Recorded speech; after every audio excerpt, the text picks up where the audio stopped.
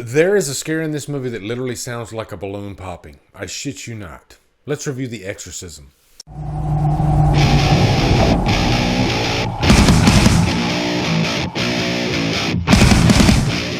The Exorcism stars Russell Crowe, Ryan Simpkins, Sam Worthington, and is directed by Joshua John Miller.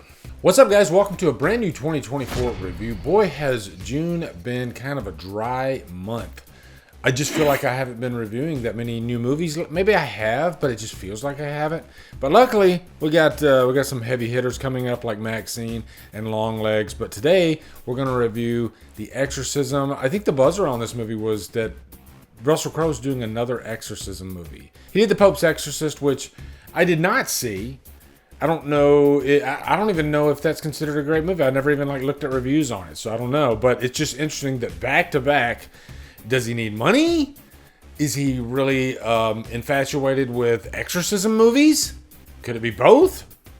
Yes or no? I don't know. But it is definitely interesting. Maybe this script was something that really just jumped out at him. Is like, I got to do that. You know, a Russell Crowe, double Academy Award winning actor, amazing actor. So it's kind of surprising that he's doing a role like this again. You know, back to back. It's not worth saving, and you know it. I know you're afraid. Me too. So before I tell you whether I like this movie or not, let's give you a quick plot synopsis. Russell Crowe, he plays this character by the name of Tony. He's falling on hard times.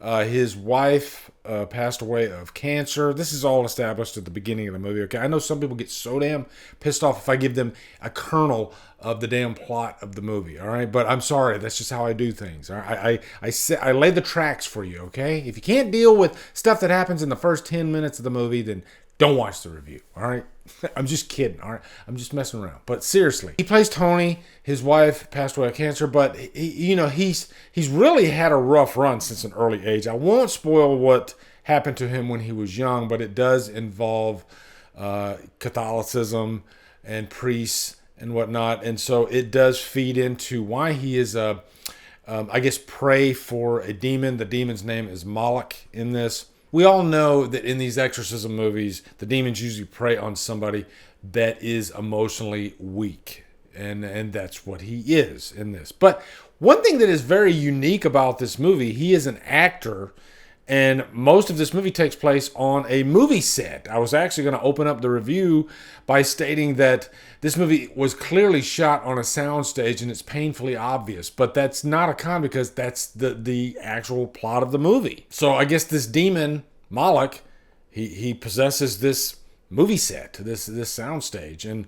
But Tony, he used to be a very famous actor, and I think we've seen examples of this in Hollywood. The actor that falls from grace, and then he has kind of a second wind, a second coming, kind of like Mickey Rourke, right? So you could compare Tony to maybe what Mickey Rourke went through in his career. But he tries out for this part of this priest in this exorcism movie, and he gets the part, again, right at the beginning of the movie. And so then the rest of the movie is him struggling throughout this process. And then one thing I really dug about this movie was just giving the audience a little bit of the behind the scenes of what it's like on a movie set. I've been on movie and TV sets before because I've been an extra. I've done extra work. I was in Stranger Things. So I got to see how that process works. And I will say more times than not, everybody does seem stressed. And that's kind of, the clock is running, right? And you just got to go. And you're an actor and you have to perform. And you get to see some of that process in here. I will say, a lot of movies that deal with a main plot, but then there's a subplot of being on a film set, sometimes that aspect can get in the way of the task at hand, and this being a horror movie, an exorcism type movie. And I think that it does. As interesting as it is, it sort of pulls away a little bit from, I guess, scaring the audience. I don't need just that when I watch a horror movie. I like a good story. At the end of the day, that's what I want. I want a good story. I want rich, interesting characters. So I guess the best thing I can say about this is, Russell Crowe, he does a really good job with the acting. His daughter, who refuses to call him dad, for obvious reasons in the movie. Her name is Lee, and she happens to be a production assistant on the set of the movie.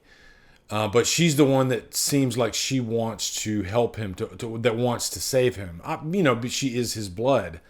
But everybody else around, the crew, money is being spent, and he is kind of wasting their time. But really, I think that's the best I can give this movie. I like the idea of it. I like some of the performances, but there's some talent here that's really wasted. Like Sam Worthington has a part in this movie. He didn't really need to be in this movie just because of how much he gets to chew on. They could have really just put any actor in his part. He doesn't really get to do that much. And I think that is kind of what you get with all the talent that's in this. This whole movie feels pretty superficial, I think they could have delved deeper with some of the characters in the movie. And I will say, as far as the horror goes, it takes a good while to really jump into that aspect of it. Like I said in the intro, you can imagine there are definitely jump scares in this. You see those in these exorcism type movies. And I think exorcism movies, they just don't get down to the core of what makes the best ones work. And I'm not going to say that The Exorcist is the only one. Sure, there are some other Exorcist or, Catholicism type movies that work, but more times than not, they don't. And this is another case of that. Also, there are some story decisions in the final act of this movie that definitely had me scratching my head as far as waste of human life. And you'll know exactly what I'm talking about when you watch it. I'm just thinking another pass needed to be done on that script, because when you have hero type characters trying to save the day and then they are pretty much discarded and there's just a false sense of hope at the end of the movie, it's almost like the writers didn't realize what they're doing here. And I'm being very careful with my words, obviously. I don't want to give anything away. There is one scene that, as far as horror goes, I thought was pretty effective. It's a scene where Tony is in the middle of this scene in the movie and things aren't working, and then let's just say the demon takes over, and then he gives this performance, the demon does, in front of an audience. It felt like the entire movie was building up to this, and from that point on I thought, okay, this movie, if they can keep this momentum, then they might have something here. But then after that scene, it just kind of falls off again. So I know it sounds like I'm being hard on this movie. This is my knee-jerk reaction after just watching it. But I wasn't that impressed with it. I wasn't really scared by it or anything. Some cool sound design for sure. But, file this under throwaway exorcism movies, right? And it seems like they make at least one or two a year. And this is Russell freaking Crowe that's in this. But he can't really save the movie. So at the end of the day, I'm going to give this a 2 hours lost. But I'm curious to see what you guys think of it. So let me know down in the comments. Maybe some of you will grab onto something in this movie that you like. I hope you do. But yeah, The Exorcism, definitely not for me. Also, be sure to come over to Killer Flicks, where we talk horror all day and every day on Fridays, Rudy Free for Fridays. Follow my Drumdums on my social, support me on Patreon, buy me a coffee. Anyway, guys, thank you so much for watching. Have a good day. Drumdum out.